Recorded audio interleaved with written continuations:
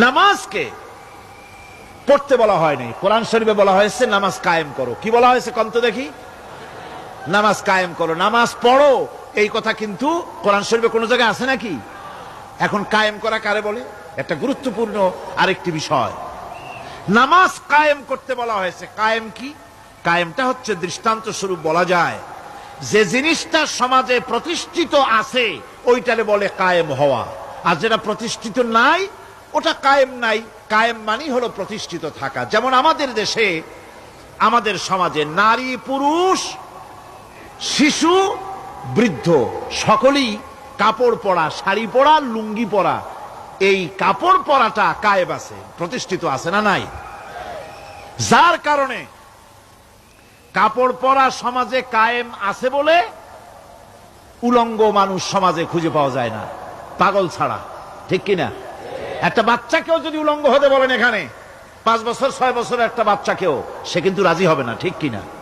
যেহেতু কাপড় পরা সমাজে প্রতিষ্ঠিত আছে সেহেতু উলঙ্গ মানুষ পাওয়া যায় না, কাপড় পরাটাই এখানে প্রতিষ্ঠিত। সুতরাং এখন অবস্থাটা এই হয়েছে, কাপড় পরা প্রতিষ্ঠিত আছে বলে কোন উলঙ্গ মানুষ এসে যদি এই মঞ্চে দাঁড়ায় আর বলে আমাকে একটু বক্তৃতা করতে দেন, আপনারা কি করবেন?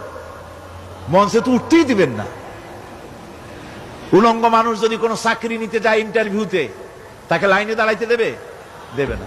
এমন কি উলঙ্গ হয়ে যদি বাড়িতে প্রবেশ করে তার বউ দূর দূর করে তাড়ায় দেবে। ঠিক কিনা? যেহেতু সমাজের ভিতরে কাপড় প্রতিষ্ঠিত আছে সেই জন্য এই উলঙ্গ মানুষ পাওয়া যায় না। অনুরূপ ভাবে নামাজ যদি প্রতিষ্ঠিত হতো সমাজের ভিতরে, তাহলে বেনামাজি খুঁজে পাওয়া যেত না। চাকরি করতে গেলে সেখানে নামাজ মানদণ্ড হয়ে যেত, নামাজ পড়ে কিনা তা দেখে নেওয়া হতো। বেনামাজি লোক পাওয়াই যেত না যদি প্রতিষ্ঠিত থাকতো। প্রথম প্রশ্নই হতো তুমি নামাজ পড়ো কিনা। ইলেকশনে যদি একজন উলঙ্গ মানুষ এসে দাঁড়ায়, ভাইরা এবার আমার বোতল মার্কা বাক্স, উলঙ্গ মানুষ এসে ভোটে দাঁড়াইছে, আপনারা ভোট দিবেন? দিবেন। ওইটা কাপড় প্রতিষ্ঠিত আছে বলে, লুঙ্গি প্রতিষ্ঠিত সমাজে আছে বলে উলঙ্গ মানুষকে আপনি ভোট দিবেন না। নামাজ যদি প্রতিষ্ঠিত থাকতো সমাজে, বেনামাজি মানুষ যদি এসে মঞ্চে দাঁড়ায়া যতই বলতো আমি ক্ষমতায় গেলে এই করব সেই করব, নামাজ প্রতিষ্ঠিত থাকলে পরে বেনামাজিরে কেউ ভোট দিত না।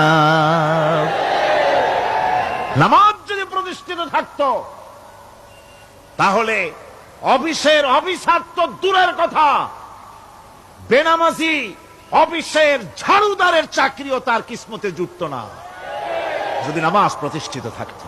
এর নাম হলো নামাজ কায়েম হওয়া। নামাজ কায়েম থাকলে এই অবস্থার সৃষ্টি হতো।